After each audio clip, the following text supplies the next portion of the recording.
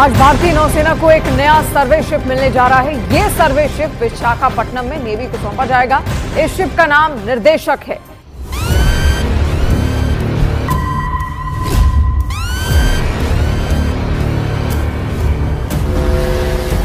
सलमान, कौन सी जंग की तैयारियां कर रहा है भारत? क्या हो गया इसे? भारत इसलिए परेशान है कि भारत पिछले कोई 25-30 साल से अपनी नेवी में इन्वेस्ट कर रहा है और उस इन्वेस्टमेंट के बाद भी आज उनको ये फील हो रहा है कि एक तरफ चाइना है, दूसरी तरफ पाकिस्तान है, तो उनकी ये सारी इन्वेस्टमेंट अभी भी काफ़ी नहीं है। खुदा के लिए कम से कम कोई पढ़े लिखे लोगों को रखें इन जॉब्स में, पढ़े लिखे लोगों को रखें।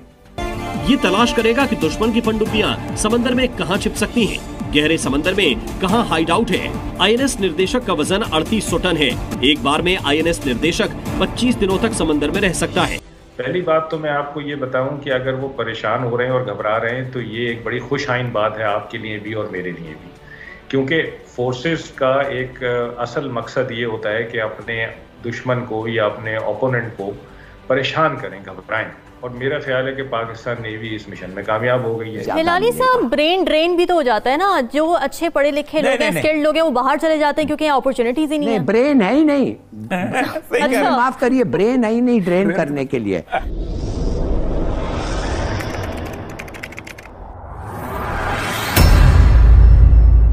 नमस्कार दोस्तों, स्वागत है आपका पाकिस्तान की बर्बादी में। जी हाँ, तो आज की बर्बादी कुछ इस तरह है कि पाकिस्तान को तबाह और बर्बाद करने के लिए भारतीय सरकार अपनी नौसेना को लगातार मजबूत करती चली जा रही है।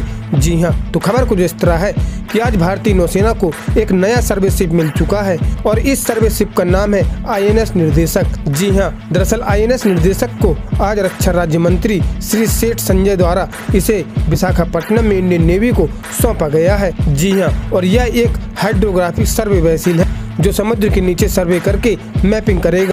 और सबसे बड़ी बात तो इसमें यह है कि इस शिप में लगे हुए 80% पुर्जे मेड इन इंडिया हैं और इस शिप को हिंद महासागर और बांग्लादेश के आसपास तैनात किया जाएगा।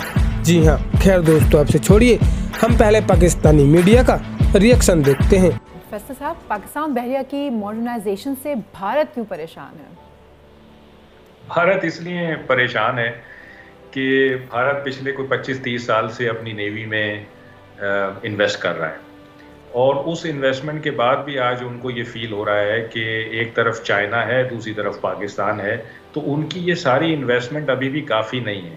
पहली बात तो मैं आपको ये बताऊं कि अगर वो परेशान हो रहे हैं और घबरा रहे हैं तो ये एक बड़ी खुश आइन बात है आपके लिए भी और मेरे लिए भी, क्योंकि फोर्सेस का एक असल मकसद ये होता है कि अपने दुश्मन को या अपने ओपोनेंट को परेशान करें, घबराएं।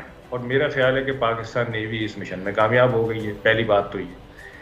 दूसरी चीज़ ये है कि उनको मुझे ये लगता है कि वो अपनी गवर्नमेंट को और अपनी इस्टेब्लिशमेंट को शायद ये प्रेशर करना चाहते हैं कि जी हमारे यहाँ आपने इतनी इन्वेस्टमेंट की है, लेकिन वो इन्वेस्टमेंट अभी काफ़ी नहीं है क्योंकि हमारे दोनों तरफ बड़ी नेवीज़ सामने आ रही हैं। अच्छा, फिर इन्होंने प्लेटफॉर्म्स और इक्विपमेंट तो बहुत बना लिए, कई अरसे से बना रहे हैं, लेकिन आप इनका देखें कि इनके रेट ऑफ एक्सीडेंट बहुत ज़्यादा है।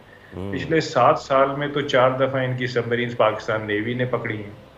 तो जो क्वालिटी ऑफ ट्रेनिंग है, जो क्वालिटी ऑफ मैन पावर है, उसका भी एक इनको खौफ है कि ठीक है इक्विपमेंट और प्लेटफॉर्म हमारे पास आ गया है, लेकिन हम उस पाए की ट्रेनिंग और क्वालिटी ऑफ ह्यूमन रिसोर्स जो है वो प्रोड्यूस नहीं कर सके जो इन प्लेटफॉर्म को ऑप्टिमली यूज़ करें, यानी इनका बेस्ट यूटिलाइजेशन कर सकें। तो अब ये सब चीज़ें मिलके उनकी घबराहट में इजाफा कर रहे हैं। फैसल साहब, आपने बड़ा राइटली पॉइंट आउट किया और जिसमें जो सबसे मेमोरेबल इवेंट था वो था जब ऑपरेशन स्विफ्ट रिटॉर्ट के गालबन बिल्कुल अगले ही दिन न्यूक्लियर सबमरीन डिटेक्ट हो जाना। मैं चाहूँगा as a soldier, as an expert, आप ज़रा बताइए दुनिया को कि अगर किसी के न्यूक्लियर टेक्नोलॉजी पकड़ी जाए, न्यूक्लियर सबमरीन पकड़ी जाए, वो कितनी बड़ी हजीमत होती है। देखिए, न्यूक्लियर सबमरीन जो है ना, एक बहुत ही कीमती असासा होता है और ये जंग के आखिरी दिनों में यूज़ करने के लिए होता है। इसको आप शुरू में कभी यूज़ नहीं करते और चाहते ये हैं कि ये पता ही ना चले किसी को कि ये कहाँ पर है, ताकि कोई इसको ना आइडेंटिफाई कर सके ना इसको अटैक कर सके। लेकिन आप शोमय किस्मत देखिए या उनकी ना